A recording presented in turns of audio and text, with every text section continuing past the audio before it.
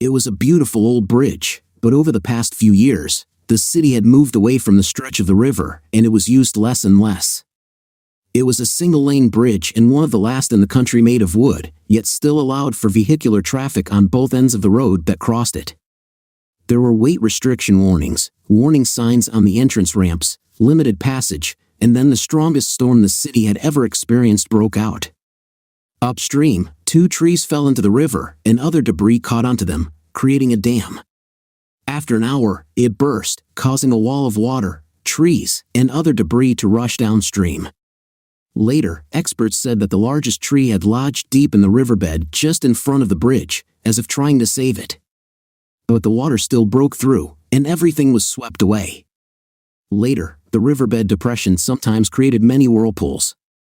The council included it in the agenda of their next financial meeting, but the bridge was never replaced. Closer to the new city center, there was a more modern one. Road closed signs were placed at every approach, and warnings at the edges said, "Danger, no bridge," and that was it. "She's in the side room," Mr. Parsons said, the nurse who greeted me in the reception area. "I'll take you." I asked her how much worse my wife had gotten, but she answered reluctantly. She directed me to the specialist, which is never a good sign. He was in the wife's room, looking grim. He drew the curtain around the bed and gestured for me to join him in the corridor. "I regret to inform you that your wife is rapidly weakening, Mr. Parsons. At most, she has an hour or so left. We've given her something for the pain, but there's nothing more we can do. I'm sorry." "Do you know what it is?" "Not yet. As you know, she came in with nausea and vomiting. Dilated pupils suggested drugs or some kind of food poisoning. But we emptied her stomach, and there were no drugs in her system. An hour ago, when she complained of breathing and vision problems, we called you again. Due to the pain, muscle weakness, I fear she's nearing the end. A few more tests and we may find out what it is, but we don't have the facilities of a city hospital, and the test results would take time anyway." "Can she be transferred to the city?" "No, her condition is deteriorating rapidly, and now she's too weak to move. But it wouldn't make a difference here or in a better equipped hospital, I'm afraid. Saving her is impossible. It's better to leave her here in relative comfort than risk her passing away in an ambulance." "So what is? Well, killing her?" "I'm afraid we don't know. Food poisoning still seems the most likely, though she claims to have only eaten a cheese salad today. You'd better prepare for the worst. It's very frustrating when I learn the cause of death only after an autopsy, but unfortunately, that's the situation we're in now. Nothing else can be done." "Nothing?" "I'm sorry, Mr. Parsons. I know you have many questions, and I'm happy to tell you everything we know, but not right now. Your wife regained consciousness, albeit briefly, and is asking to speak with you." I returned to her room and pulled back the curtains around the bed. There was a chair next to Margot's bed. She was sitting with an 4 drip beside her. She looked terrible. "Mrs. Parsons wants to talk to you, sir," said the nurse. "I'll leave you." She hurried towards the exit. "Is that you, Liam?" "Of course, my love. Sorry, my vision has gotten blurry. I don't think I have much time left." "Nonsense. You'll get back on your feet quickly." Her smile said we both know that's not true. "Sit down, darling," she coaxed. "They say confession is good for the soul. I have a lot to tell you, so I'll get to it." "All right, go ahead," I encouraged her. "Liam, I'm so sorry, but I've been having an affair for the last 6 months. I know you'll be angry, but I won't tell you the name of this person. If I do, you might do something to him and end up in jail." "I understand. You don't seem very upset." "Well, you, for instance, think you're at the end. It's better if I just stay calm for now and let you unburden your heart." "Fair enough." She attempted to take a deep breath but ended up coughing. I first met him on one of my Thursday evenings with Babs. We always went to the hotel for cocktails and chat. He travels, works as some kind of salesman, and he stays there on Thursdays every other week. The hotel? The one right across the river from us? That's the one, although it takes a long way around now. The old bridge is gone.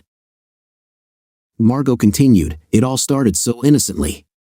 He invited us to dance, first me, then Babs. He was interesting and very amusing. We started seeing him every 2 weeks, but when it became clear that he was more interested in me, Babs stopped coming. She told Malcolm that she was still seeing me but started going to the wine bar with the girls from work. And of course, I told you that I was seeing Babs. I'm sorry, I never meant to hurt you. I just got carried away. She began to cry. Come on, Margot, no tears. What's done is done, water under the bridge. Well, in our case, over the bridge. We can get through this. You'll get it all out. Thank you, dear. It soon turned into dinner and dancing, and then we started going to his room for privacy. I admit it was fun and exciting, but I never loved anyone but you. Thank you, I said. He always said everything was fine at the hotel but complained about missing home-cooked meals. We often joked about what a good cook I am, of course. He couldn't know that, but it still flattered me. And recently, you told me you wouldn't be home every Thursday evening. So you invited him for dinner at our place, to cook something homemade for him? Yes, quite obviously. I suppose I made dinner for him and bought a bottle of red wine. He doesn't like beer, and I, as you know, only drink gin and tonic.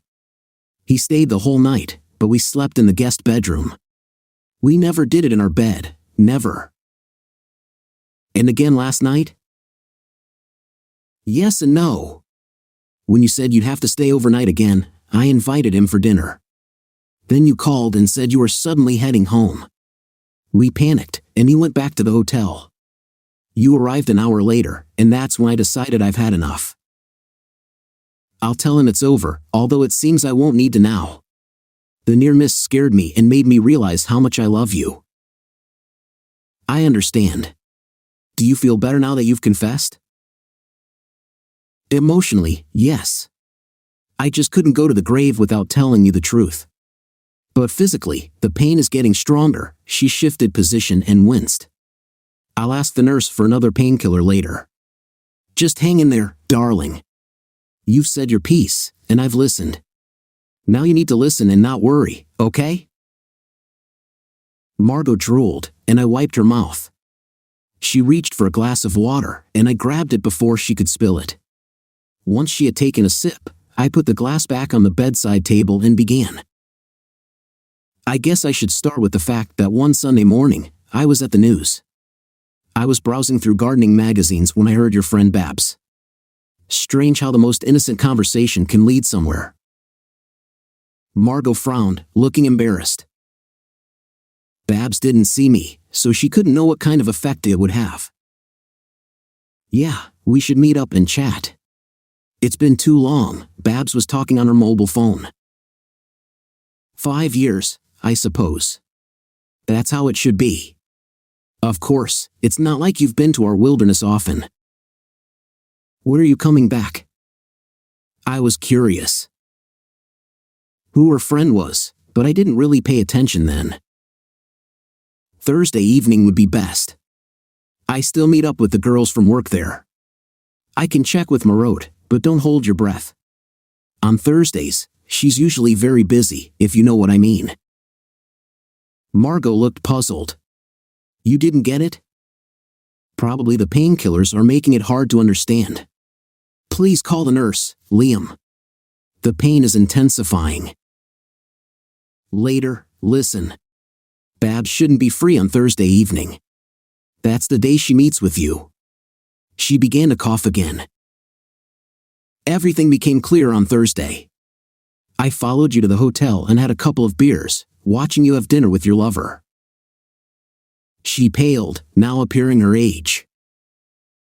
It was easy enough to figure out. It was Ed Donnelly, so the attempt to conceal his name was unnecessary. I saw you both go into his room.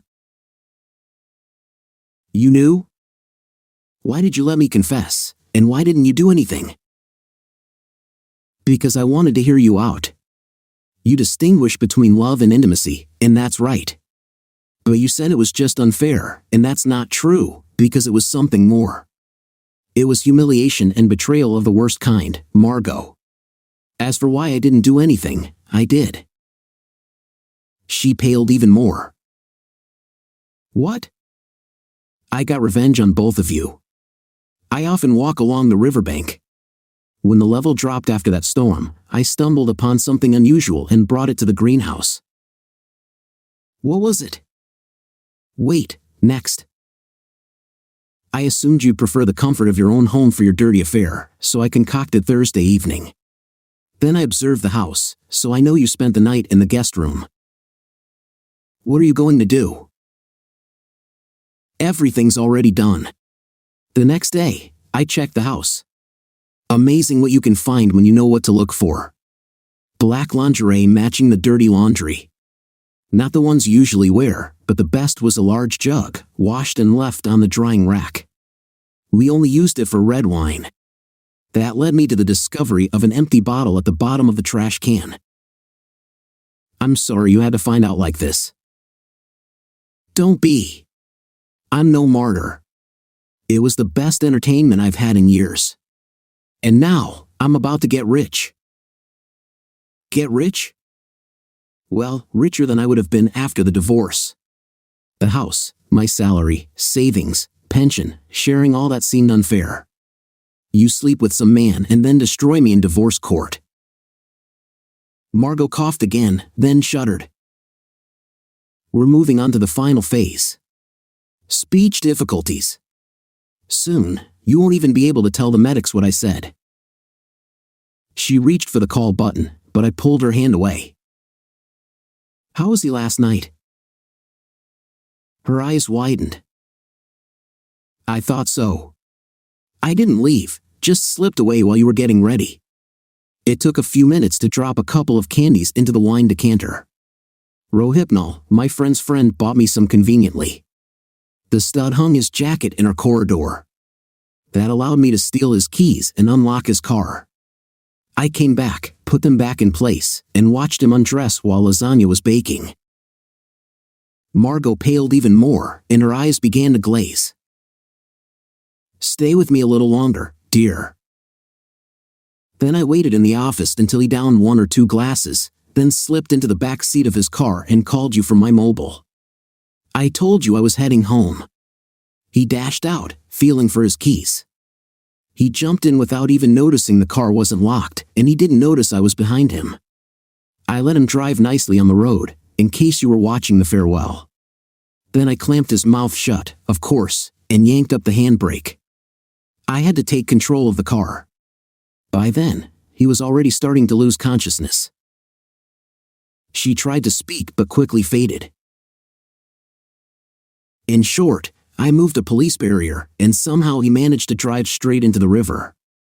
You know the deepest part, upstream from where the bridge used to be. The driver's side window was open, so there was no air pocket. The river there is quite fast. It creates small whirlpools where that tree is lodged. His car was completely submerged. I read somewhere that it takes 2 minutes to drown. I waited for 5, but he never surfaced.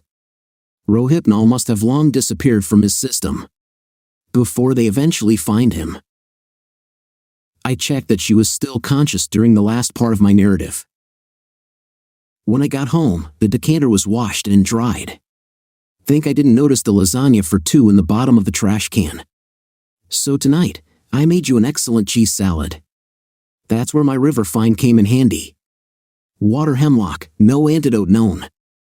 I was told it tastes a bit like parsley. Might suspect foul play, but I'll tell them you made the salad, that you went for a walk by the river. Who would argue? Then she panicked, and seizures started from her waist and above. Oh, advancing paralysis of the limbs. I read about it from an amateur's perspective. It'll all be over when it reaches the heart. But don't worry. I'll stay with you until the victorious end." She coughed again, and it was her last cough. Story 2. My wife and I were high school sweethearts. We were married shortly after she graduated from the police academy. I became an electrician. Our marriage was wonderful at first. I loved my wife's ability to operate as a respectable cop and an honorable wife at home. She never let her ego go to her head, and she still allowed me to be the leader in our relationship. Over the next 10 years of marriage, we had one son. By this time, my wife was very comfortable in her role as a cop. She joined social media, updating her followers on a daily basis about her assignments and days spent monitoring civilians. When she was younger, she never wore makeup and hardly took the time to do her hair. One morning, I noticed the change in her routine. After eating breakfast and drinking coffee with me, she'd spend an hour and a half getting ready, which included her hair and makeup. I heard her phone pinging several times. We'd been married for more than a decade at this point, so I didn't feel right asking her for her phone. Instead, right before she walked out the door, I asked her who was messaging her while she got ready. She was really surprised I even asked. She said it was her sister. That was odd because her sister hadn't spoken to her in years due to some petty disagreement she couldn't let go. So, I expressed my surprise and asked if they had made up. Now she reluctantly told me they had, and everything was all good. Well, that was hard to believe, but I didn't see why my wife would lie to me. Still, I considered finding her sister on social media to ask her if this was the case. I got busy at work when I got a phone call from the local police department. This was bad. I instantly believed my wife had been injured on the line of duty. I answered it, my heart already racing. They told me my wife had been arrested. This was really bad, just not in the way I thought at first. I went to the police station where I was told the story and shown video surveillance. They played the video first because it was easier than trying to tell me what they saw. My wife pulled her cruiser into the parking lot of our son's elementary school. She got out and watched the children play from a distance. They were probably too far away for her to spot our son in particular. Then a second car pulled up and a man got out. My wife rushed into his arms as if they were meeting for the first time or the first time in a while. They almost immediately started making out, and I couldn't believe what I was seeing. They didn't care that they were in public, let alone the parking lot of a school with children playing a short distance away. AP was grabbing her, but before they stopped, and she dragged him by the hand into the back seat of her cruiser, leaving one door wide open, probably so they wouldn't be trapped in the back seat once the car got rocking. The back door shut, and they were locked in the back seat of the cruiser. Fast forward just over an hour later when additional police showed up and opened the back door for them to get out. I couldn't be sure, but this had to be the worst moment in my wife's entire life. This was the worst moment of my life, finding out that she had cheated on me so shamelessly at an elementary school while acting as an officer of the law. All of my respect and adoration for my wife dissipated. I felt alone, lost, and foolish. I wanted to hold my son, which made me wonder how long my wife would be in jail. The officers didn't know. All they knew so far was that she was being charged with public lewdness, indecent exposure, and disorderly conduct. Her life would never be the same. I got to see her hours later, and I didn't have to say a word. She broke down, telling me how sorry she was. She said she'd started messaging AP online, and today was the day they decided to meet in person. She said she never thought it was going to escalate the way it did, but I told her to shut up and stop making excuses. She started an affair that she decided to consummate seconds after meeting the man. This was not the behavior of a respectable, knowledgeable police officer, wife, and mother. This was the behavior of a sleazy girl that didn't know any better.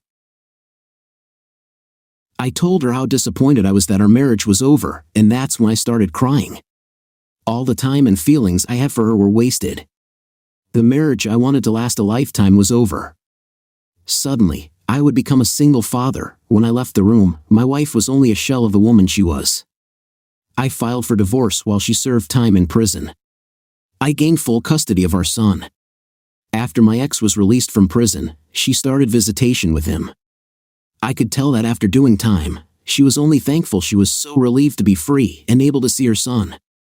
She deeply apologized to me again for cheating, but I told her it was in the past now. I also found a woman worthy of a serious relationship.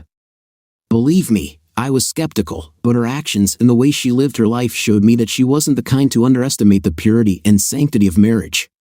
Her husband had passed away unexpectedly, which was why she was single.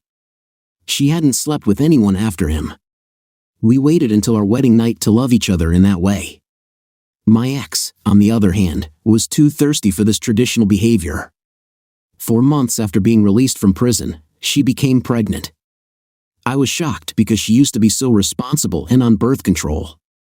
Of course, this man didn't want to be a father and hardly knew her, but they are still trying to co-parent. While my ex continued dating, she claims to be searching for a husband, but she continues advertising herself online and sleeping with men she likes. It's no wonder why they don't see her as wife material. Here's a humorous update that just reassures me I was right to handle things the way I did. My ex then tried to seduce me one of the times I was picking up her son, even though I was married. Your wife had her dream life, a loving husband, a respectable career, and a child. It's hard to believe she went so far as to start talking to another man behind your back while playing house and pretending everything was fine. Then she actually thought it was a good idea to meet AP at a school while she was on duty, as if that isn't bad enough. She decides to make out with him and have sex in public in the back seat of a car that can and did lock them inside. How embarrassing and shameful. And I'll still bet that women on social media would flock to support her and say she was within her rights to do what she did. People are loony, willing to defend anything it seems like. This was the start of the downfall in her life because decisions she made after her release weren't any better. Anyways, thank you for sharing this with us. Story 3. My wife, 29, female, and I, 29, male, met while we were in college. She was extremely sweet and meek, but she was actually the one to approach me after a class we shared together. She asked me out to dinner and said it was her treat. My original plan was not to start any relationships in college. I wanted to graduate without distractions. But I decided to go out with her and use my best judgment. Honestly, I would have been surprised if I knew then how much I would fall for her. She was so kind, sweet, and shy. She didn't have social media apps, and she was extremely book smart. She was pretty plump, but she looked really good. I wasn't in it for looks, though. I knew better than to fall for any basic woman at AT dinner. We really hit it off. We had a lot in common, and she seemed down to earth. I asked her out on a second date, and the rest is history. Eventually, she started hanging out with me in my dorm, and it was only a matter of time before she met my roommate. She was only shy around him, staying close to me whenever he was there. We would occasionally go out with a group of friends to have some fun, and the longer we spent together, the more she opened up to the friends we socialized with. She started to find her circle and connect with other women. That's when she joined a social app and added virtual friends. Around the same time, she started working out at AT. This point, we've been in a serious relationship for 3 years, and we graduated. We got married around the same time my wife reached her goal weight. Her confidence and number of friends had tripled since the day she met me. I loved her with all my heart, and I was ready to be with her and only her for the rest of my life. She said she felt the same. After work one day, I made plans to meet my brother at a bar. I was under the impression that my wife was at home. As soon as I walked into the place, I spotted my wife. She was sitting at a table with my roommate from college. I hadn't spoken to him since before we graduated. I didn't even look for my brother, I just walked straight over to them. When my wife looked at me, her expression turned to humiliation, but within a moment, it changed to calm and defensive, like she already had a plan to explain all this away. I was right because as soon as I asked what the heck was going on, she said they were just two friends out for a drink to catch up. My roommate could hardly look at me. He was trying to copy her calm expression, but he wasn't very good at it. I asked him to explain this, and he just shrunk and tried to play it off like she asked him to meet up with her as old friends.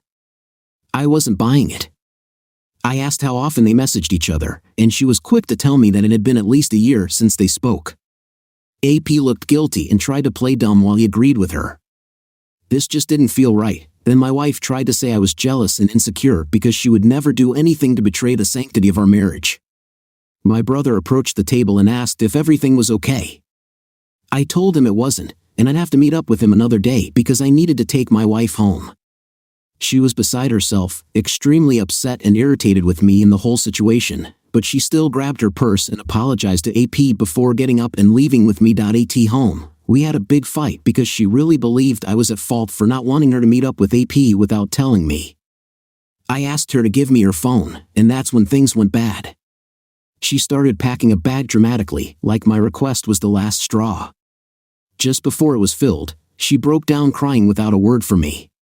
She asked me why we had to do this, and I told her it was because she wouldn't see things my way. My way being that hanging out with my old roommate behind my back and refusing to show me her phone was unacceptable. She finished packing, making sure her phone was in her back pocket before telling me she was going to stay at her aunt's house. I told her if she left, it would most likely be the end of our marriage because I didn't believe she was really going there. She was just appalled but still refused to give me her phone, so she felt like she had no choice but to leave. 20 minutes later, I drove to her aunt's house, and she was not there. Her aunt had no idea what I was talking about or where my wife would be. I sat in the car on my phone and looked up my old roommate. I messaged one of our mutual friends from college and asked if he knew where AP moved to. I explained some of the situation, and that was enough for him to give me his address. My wife's car was parked outside when I got there. I was about to knock on the front door, but I heard noises from the backyard. The house was surrounded by dense woods. It felt like my heart was about to explode when I saw them having sex. There was an in-ground hot tub right beside them, so I ran up at full speed and shoved AP into it. I thought about grabbing my wife and dragging her back to the car, but I had a moment of clarity. She chose to come here and cheat on me instead of giving me her phone and admitting what had been going on. This was more than enough of a reason never to speak to her again. I decided I'd done enough and found out what I needed to know. She was absolutely shocked and hysterical. She wasn't really crying tears, but she tried to sound like she was upset or crying. She asked me what the heck I was doing, as if all this was my fault. I could not believe it. Then, as I started walking back to my car, she screamed for me to stop and come talk to her. She actually wanted me to talk to her about how I just caught her cheating on me. I spotted her keys laying on a chair and quickly took her house key. I left her there screaming my name. I filed for divorce and refused to speak a word to her. The best part of this whole story is that she tried to continually sleep over AP's house, but after a few days, he kicked her out and said he didn't see their relationship going anywhere. It started while she was married, so it's foolish to believe that could become anything serious or worthy of trust. Since he didn't want her anymore, she went to her aunt's for real this time. Her aunt was furious with her, reprimanding her like she was a child in person and on social media. It was only 11 months later that my ex announced she was expecting her first child. She was not in a serious relationship and still isn't. It's been 5 years since our divorce was final, and I have remarried. My wife doesn't even have a smartphone because she doesn't want to be sucked into this warped perception of reality that modern women have today. They don't know a good match when they meet one, and they are always willing to trade up as soon as they get bored. My wife knows this and refuses to do that to me. She wants to live a life comparable to her grandmother's, and I admire her for that. It's never acceptable for a wife to secretly meet up with another man, even if she tells him she's going to. I think it would be best for the man to put his foot down and tell her no. What reason does a wife have to hang out or meet up with another man or men? It doesn't matter if it's a group of people, there's no reason why her husband can't be there with her. In marriage, they are one. She should never be talking to another man outside of her marriage unless he's related to her. Friendships, sometimes even between the same sex, often lead to complications in relationships. Either the woman falls for the friend of her husband, or her female friend supports her in her delusional thinking. As soon as a woman gets bored in her marriage or starts to convince herself that her husband isn't meeting her expectations, there's always a woman there to tell her she's right and she doesn't need to compromise or try to salvage the relationship. It's clear that your wife never had the confidence she found in her relationship with you. She took it and used it to start talking to your old buddy from college the moment she got bored. It's very sad that women have no idea how to commit to their man or their decisions nowadays and are encouraged to let their emotions rule them. The best relationships and decisions are made by choice, not constant gratification. Story 4. I'm a 32-year-old male, and I've been with my wife, a 31-year-old female, for a total of 11 years, but we have been married for 8. We met in college, and we started dating about halfway through. We moved in together after graduation, and we went through all of the ups and downs of our postgraduate life together. She made everything more tolerable for me when we were going through the bad times. As soon as we both had good jobs and stable incomes, I proposed. I knew that I wanted to marry her and be with her for the rest of my life. She said yes, and shortly after, we got married and started building a happy life together. We have 1 child together, and we bought our first house in the suburbs. It was the kind of life we had always dreamed of having. My wife and I were both very dedicated and diligent workers, so over the years, we have been given several promotions and opportunities with our respective employers. About a year ago, my wife got a big promotion at work, which gave her her very own office and assistant. I went to all of the office parties and gatherings with her. It was a pretty close-knit environment with all of the employees. Over the years, we've lost contact with most of our friends from college, but we have a pretty nice friend group with our coworkers. One day, out of the blue, I got a text message from one of her coworkers, who I was good friends with, telling me that my wife might have been behaving inappropriately with an intern. I was shocked to hear the news, and I didn't believe it right away. When she got home, I showed her the message and asked her about it. She told me that she had no idea what her coworker was talking about, but that she was going to talk to him first thing in the morning to clear it up. The last thing she wanted was a sexual harassment case or anything of the sort when it wasn't true. She was pretty upset about the message, so it was difficult to tell if she was being honest or not. I was inclined to believe her because she had never given me any reason to doubt her throughout the entirety of our relationship. When she got home the following day, she told me that she had a conversation with a coworker, and he explained what happened. He thought he saw them in a compromising position through her window, but she told him that what he saw was them sitting close while she helped show him something on the computer. The intern even confirmed that was the case and assured the coworker that nothing was going on. I felt relieved that it seemed to have been over.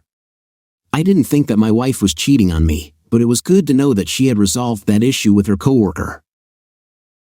Several weeks later, my office gave all of the employees a 4-day weekend because they had to renovate some parts of the building. I had that Monday off and figured it would be nice to surprise my wife with a nice lunch at work.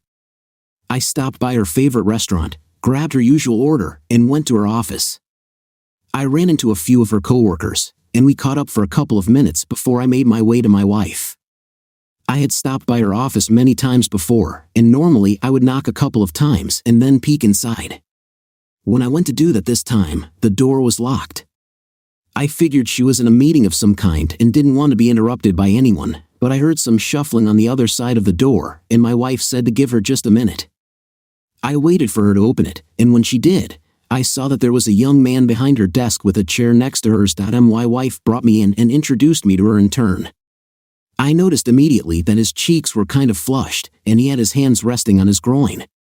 After what her coworker accused her of, I wouldn't think she would be so close to her intern with the door locked like that. I definitely had some red flags waving at the time. I told my wife that I brought her lunch, and she thanked me, dismissing her intern for an early lunch. I asked her why the door was locked, and she said that she hadn't realized it was. She said she must have bumped it. It was just one of those push-button locks, so it kind of made sense. The intern hurried out of the office, and I had lunch with my wife. When I got home, I just couldn't shake the feeling that I had interrupted something. The way the intern looked was pretty suspicious, and given what her coworker told me, I think it was reasonable to question what I saw. Later that night, she called me and told me that she had a last-minute Zoom meeting with some overseas clients and would be coming home late. That was a very rare thing to happen to her. She was a very busy woman at work, and last-minute things just didn't happen. I was even more suspicious about what was going on. I thought about what I wanted to do for a bit, and eventually, I reached out to the coworker who told me about the intern. When I called him and asked him specifically what he saw, he implied that he thought he saw my wife performing oral on the intern, or at least she was in the position to be doing so. I asked him if there really was a last-minute meeting, and he told me that he didn't think there was. I think with the questions I was asking, he was able to figure out that I thought there was something going on between her and the intern that night. An important thing to know about this guy: he was next in line for the promotion that my wife got.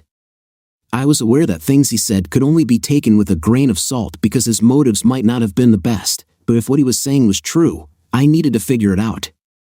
He offered to meet me at the office so he could let me in since he had clearances to go. I agreed, and we met there about 15 minutes later. He brought me up to their offices where we could hear that somebody was still there and having very loud sex. Without even seeing who it was, I knew that it was my wife. I had heard those noises before. Still, we walked toward them so we could catch them in the act. I found my wife on her desk with the intern. When I opened the door, they jumped apart from each other and tried to cover themselves. My wife stammered, trying to find the words to explain what was going on, but she couldn't. I regretted not getting any documented evidence of it, but thankfully I had another witness there with me, so hopefully they could testify in the divorce proceedings that my wife was, in fact, cheating on me. I stormed out of the office and went home, locking myself in the bedroom so my wife couldn't get in. The following day, I reached out to the coworker that I had gone to the office with, and he told me that he was reporting it to HR. Later that day, I overheard my wife get a call, and it was clear that she was terminated. She was very upset by whatever happened on the phone call. The intern was let go from the office as well.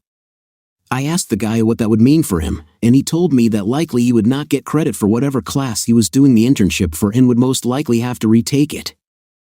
It wasn't the worst punishment for him, but at the same time, I do feel like my wife was in a position of power with him, which seemed like she could have taken advantage of it.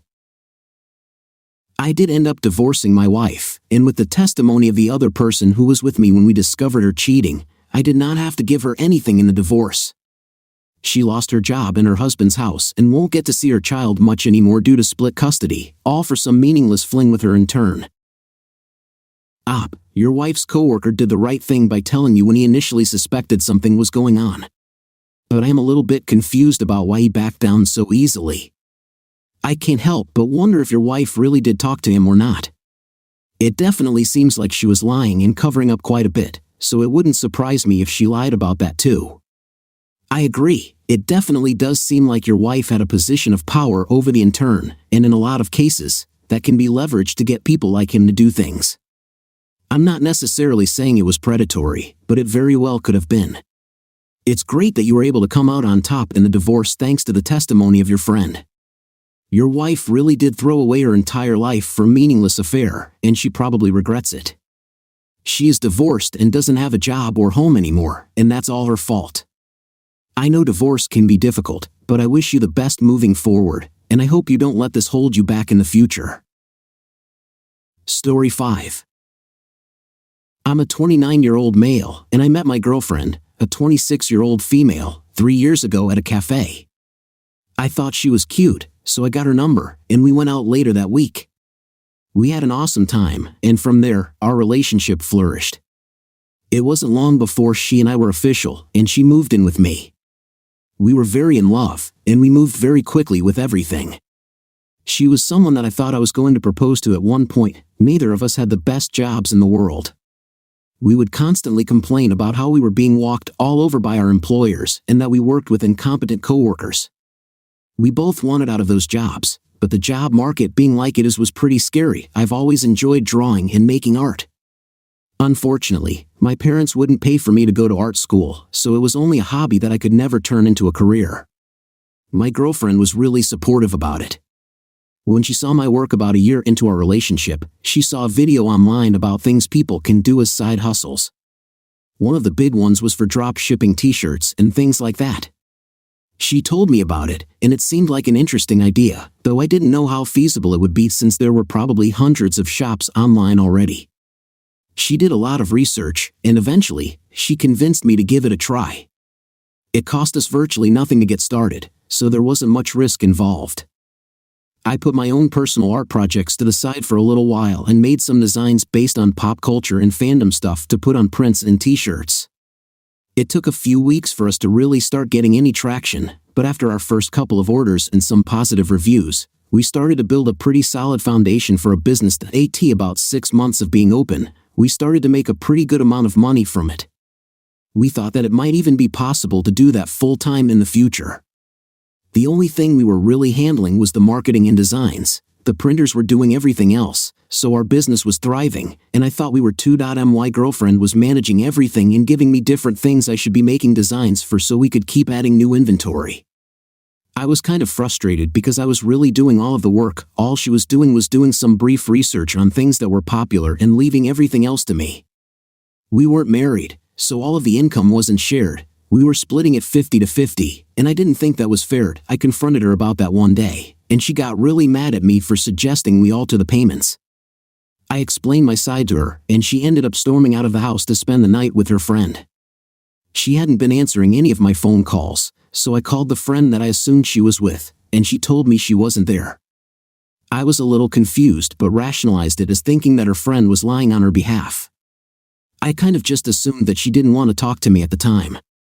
I sent a bunch of text messages apologizing and asking her to come home so we could continue talking about it together. Her running away at the first sight of conflict between us was already a pretty big red flag for me. She never responded to the messages, but she came home the following evening. When I asked her about where she was, she told me that she was with the friend that I had called. Again, I thought that she told her friend to lie about her whereabouts. I didn't disbelieve her when she told me that. We sat down and had a conversation about everything, and we agreed that I would get 10% more of the funds that I was currently getting. Still, I wasn't happy with that compromise, but I didn't want to argue about it if it meant possibly losing her. A few weeks went by after that argument, and things started to seem off with her. I would come home, and she wouldn't be there. Whenever we would have time together, she would be more focused on her phone than me. It seemed like she was disinterested in being with me altogether. I felt pretty self-conscious about everything after that. I kind of rationalized it in my head as she didn't like me anymore, and it hurt. At the same time, the business started doing very well. We were getting dozens of orders every day, and we were raking in the money. We both ended up quitting our jobs to focus on that since we didn't need our crappy day jobs anymore. Everything would have been perfect in my life had it not been for how my girlfriend was acting. I had been noticing her behavior was different before we both quit our jobs, but after, it was apparent there was something going on. One of the big reasons I could tell was because my girlfriend was out of the apartment a lot. She didn't have a job to go to, so I wasn't sure exactly where she was going. I would expect her to tell me if she was going out just to meet a friend. She would come back a couple of hours later and tell me that she just went for a walk. That wasn't an impossible answer, but she had never really been the type of person to just go take leisurely strolls. I was getting really suspicious that she might have had something going on the side. We had a Ring doorbell set up, so I normally got notifications when she would go in and out. I didn't always get them because my phone was usually on silent, so after I started suspecting something, I made sure to leave the volume on. One afternoon while I was in my office working on a design, I heard it go off. I quickly checked, and it was her leaving. I threw my shoes on and followed her to see where she was going. I walked behind her for about 15 minutes when she approached the house. It wasn't one that I had ever been to with her. We introduced each other to all of our friends and family already, so I thought I would have recognized the house if she was visiting a friend. A man opened the door, and he kissed her before picking her up and bringing her inside. Putting the pieces together about what was going on didn't take long. Obviously, she was sleeping with that man. It made sense in hindsight. She was with him, so she didn't need to sleep with me anymore. I was completely heartbroken as I walked home. I had my suspicions, but I hoped that I was wrong. It was the last thing that I wanted to find out. I truly love my girlfriend and I plan on marrying her in the future. When I got home, I sat at the kitchen table for about half an hour, thinking about what I should do. I considered confronting her when she eventually came in and telling her that I knew about the man she was with. The more I thought about it, the more I wanted to know who he was and how long it had been going on. I grabbed her laptop and logged in to try and find some more information. When I checked her emails, I found some correspondence between both of them. From what I could gather, they met at a local business ownership and entrepreneur organization. I remembered my girlfriend telling me she was going to a meeting to try and pick up some tips on how to properly run a business. It made sense that they met there. That was shortly after we started our business together. Their messages were friendly at first, and there wasn't anything alarming about them. But then the man confessed that he only got her information because he thought she was attractive. My girlfriend joked back and said that she only talked to him because she thought the same. They started flirting and bantering back and forth. Then my girlfriend confessed to him that she was in a relationship. The man said that he didn't care, he liked her, and he could tell that she liked him as well. He promised her that he could keep a secret. They made a plan to meet up after that, and from there, all of the messages were very sexual. They were obviously getting together for sex quite frequently. My girlfriend would tell him that she wanted to stop by his house after work, and after quitting her job, that wasn't feasible. So that's when the long walks started. I had no intention of trying to salvage my relationship with her. I wanted everything to be over before my girlfriend got home from her walk. I packed a few bags and went to stay with a friend of mine to avoid her. I told them about what was going on and about how complicated it was because we were running a business together. My friend then asked me a bunch of questions about the paperwork that had been signed and things like that to see if there were any grounds for me to kick her out of the business accounts. I told him that we never signed papers, everything was a verbal agreement between us because I was the one doing all of the work. He thought that it would be within my right to either change all the passwords on the business accounts or pull all of my designs and start a brand new account with them. I slept on that idea overnight to think of which option would be better because I was for sure not going to let my girlfriend cheat on me and then benefit from my work. I also started to think of ways that I could ruin the man she was sleeping with. He knew that she was in a relationship, and he pursued her anyway. That was just disgusting. From their messages, I knew that he owned and operated a small shop in the center of town. We lived in a pretty small town, and it was very religious, the kind of town where everybody was in church on Sunday, and if you weren't, people would be knocking on your door to make sure you're okay. Adultery would be very frowned upon in this community. I printed out some of the email exchanges between them, specifically ones where he mentioned not caring that my girlfriend was in a relationship. I went to his store and plastered the images all over the outside. I ended up changing all of the passwords on the business accounts so my girlfriend couldn't get in. I removed all of her banking information from the accounts as well. Before she noticed anything was going on, she texted me and asked me why I changed the passwords. I didn't respond right away, but then she kept calling me and messaging me, telling me that she needed to get into the accounts. It was Friday after all, and I knew she was going to pay herself. My friend helped me draft an email to send to her where I explained how I knew everything and that I didn't want to be in business with somebody who proved themselves to be untrustworthy and a liar because all of the money we were making was based on my designs. I was pulling them and going to start my own business. I changed the password so she wouldn't have access to anything while I was doing that. She tried calling me and explaining that I misunderstood what was happening, but I just told her I found the emails and I knew she was lying. I told her that she needed to get out of my house because she wasn't on any sort of lease living there. If she wasn't out within 3 days, I planned on having the police escort her off the premises. When I went back home after 3 days, I saw that she trashed my office. She knocked over my computer and she ripped a couple of my paintings. If she thought I wasn't going to sue her over that, she was sorely mistaken. I ended up winning our case, and she was forced to pay me for the damages out of the little money she still had in her account before I'd essentially cut her off. As for the man she was sleeping with, his business was definitely hurt when the people of the community found out what he had done. The good Christians of our community didn't want to support someone who knowingly got involved with someone in a relationship. My girlfriend ended up staying with him for a few weeks after she left my house. I guess they tried to continue a relationship together, but he ended up cheating on her with one of his employees, so that didn't last very long. I actually found out about that because she called me and told me, begging for me to give her a second chance. I told her that there was no way in hell that I would allow that to happen and hung up on her. I have no idea what she's up to now.